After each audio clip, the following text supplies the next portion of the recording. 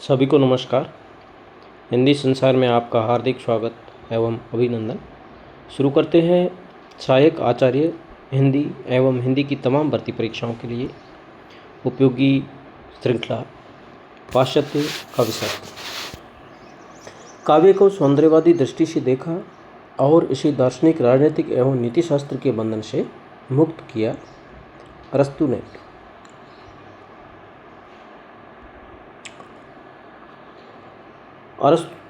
अनुकरण का अर्थ सृजना का अभाव नहीं अपितु पुनर्सृजना है। यह कथन किसका है? प्रोफेसर मरे।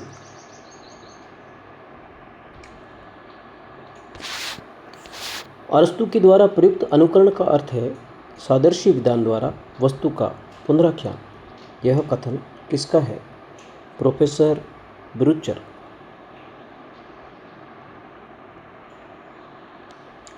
अरस्तु का दृष्टिकोण अभावात्मक रहा है और त्रास और करुणा का विवेचन उसकी चरम सीढ़ी रही है। यह कथन है नगेंद्र। अरस्तु के अनुकरण सिद्धांत में किसे कम महत्व दिया गया? अंतश्चेतना। काव्यास्वादन का रहस्य भी मनुष्य की अनुकरण की प्रवृत्ति में निहित है। यह मानना है अरस्तु। कलाजन्य आनंद अनुकृति जन्य आनंद है। यह कथन किसका है? अरस्तु। बायोग्राफिया लिटरेरिया ग्रंथ किसका है? कोलरिज। मैं उस समय अपनी बात ठीक ढंग से व्यक्त न कर सका था। यह कथन है इलियट।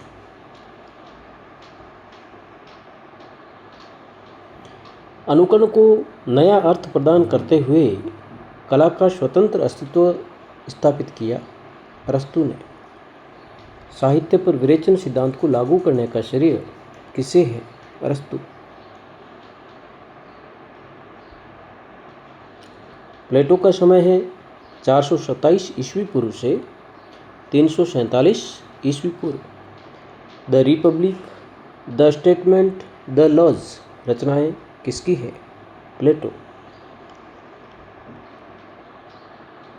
साहित्य को मिथ्या अनुकृति मानता था प्लेटो। कवि या कलाकार तो नकल की नकल करता है। यह कथन किसका है? प्लेटो।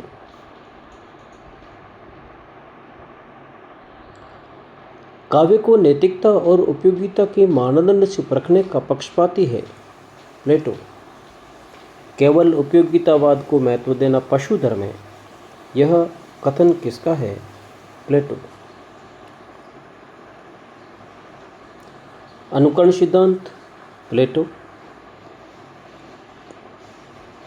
पोइटिस या काव्यशास्त्र रचना है अरस्तु।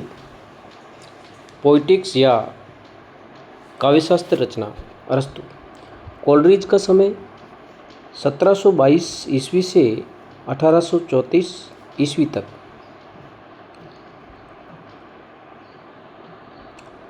काव्य रचना एक मानवीय प्रक्रिया है। यह कथन है Richards.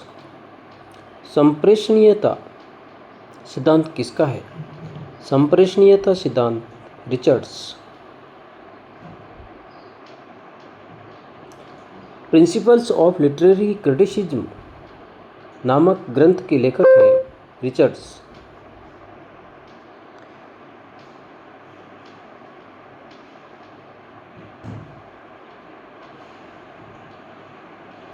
Principles of literary criticism नामक ग्रंथ के लेखक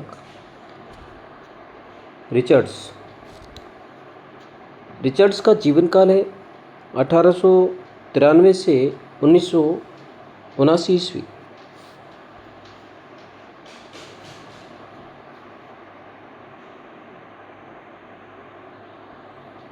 भाषा का प्रयोग भाव की प्रेरणा से होता है।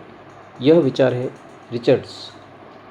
आदिम आवेगों की सत्ता को किसने स्वीकार किया? रिचर्ड्स।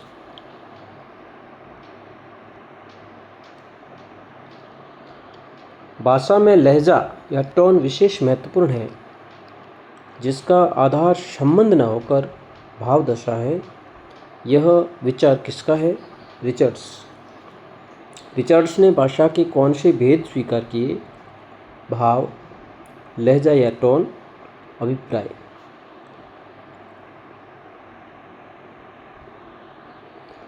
रिचर्ड्स के संप्रेषण सिद्धांत की तुलना किस भारतीय सिद्धांत से की गई? साधारणीकरण। कौन कला को नैतिक मूल्यों से मुक्त मानता है? क्रोचे।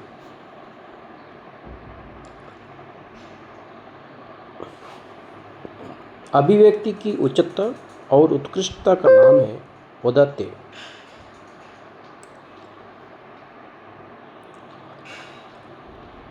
अभिव्यक्ति की उच्चता और उत्कृष्टता का नाम है औदात्य। इमोशन और एटीट्यूड के बीच का संबंध वही है जो संचारी और स्थायी भाव का है। यह कथन किसका है? रिचर्ड्स।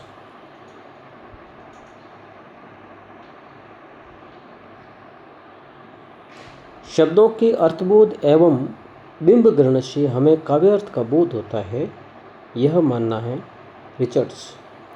चरित्रवान व्यक्ति ही उदात्त रचनाएं दे सकता है, यह विचार है लॉन्जाइनस।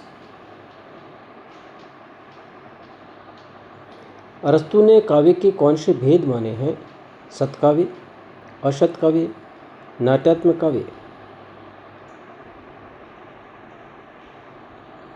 अरस्तु ने काव्य सिद्धांत में किसको महत्व दिया? कवि की निर्माण क्षमता, कला के स्वतंत्र अस्तित्व को, कला की संवेदन एवं बिंब विदायनी शक्ति को।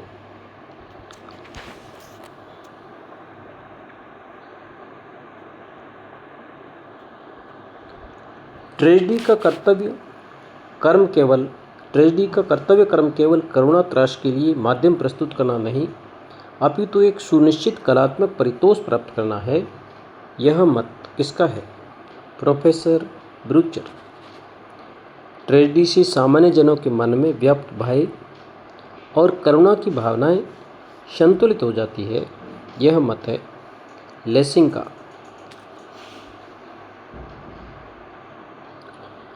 दुखांत नाटकों में कृत्रिम रूप से हमारी करुणा और भय की भावनाओं को निकास का अवसर मिल जाता है। यह मत किस सिद्धांत पर लागू होता है? विरेचन सिद्धांत पर। दुखांत नाटकों में कृत्रिम रूप से हमारी करुणा और भय की भावनाओं को निकास का अवसर मिल जाता है। यह मत किस सिद्धांत पर लागू होता है? विरेचन सिद्धांत पर। रिचर्ड्स के अनुसार भाषा में सामान्यतः क्या निहित होता है? वाचार्थ, भाव, लहजा और अभिप्राय। आरोही क्रम कालक्रम की दृष्टि से सबसे पहले अरस्तु, प्लेटो, लॉन्जाइनस और रिचर्ड्स।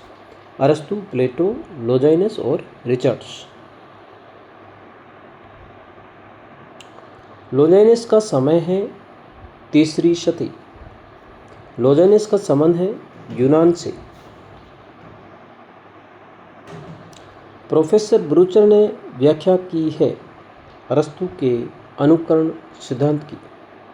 काव्य की कसौटी सदाचार और उपयोगिता है। काव्य की कसौटी सदाचार और उपयोगिता है। यह कथन किसका है? प्लेटो का।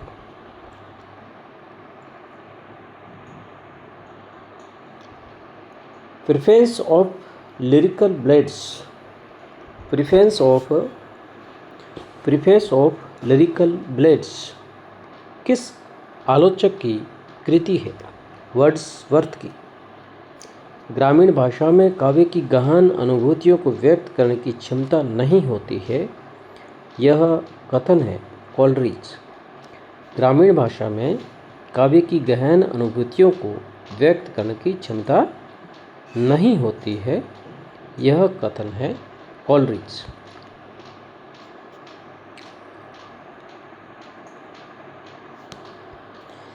एक की अनुभूति सबकी अनुभूति, सबकी अनुभूति बना देना कवि का संप्रेषण कौशल है। एक की अनुभूति सबकी अनुभूति, सबकी अनुभूति बना देना कवि का संप्रेषण कौशल है। यह विचार है I.A. रिचर्ड्स। रेटोरियस या भाषण शास्त्र नामक ग्रंथ की रचयिता है अरस्तु। रेटारियोस या भाषण शास्त्र ग्रंथ के रचयिता है अरस्तु। कवि के व्यक्तित्व को कविता की भव्यता से संबंध कर काव्य चिंतन की दिशा को परिवर्तित करने का श्रेय है। कवि के व्यक्तित्व को कविता की भव्यता से संबंध कर काव्य चिंतन की दिशा को परिवर्तित करने का श्रेय है लॉन्जिनस को। धन्यवाद साथियों। अग्रिम वीडियो का नोटिफिकेशन सबसे पहले पाने के लिए आप चैनल पर नए हैं तो सब्सक्राइब कर दें। प्रश्न अच्छे लगे हैं तो लाइक करें, अपने दोस्तों में शेयर करें। धन्यवाद।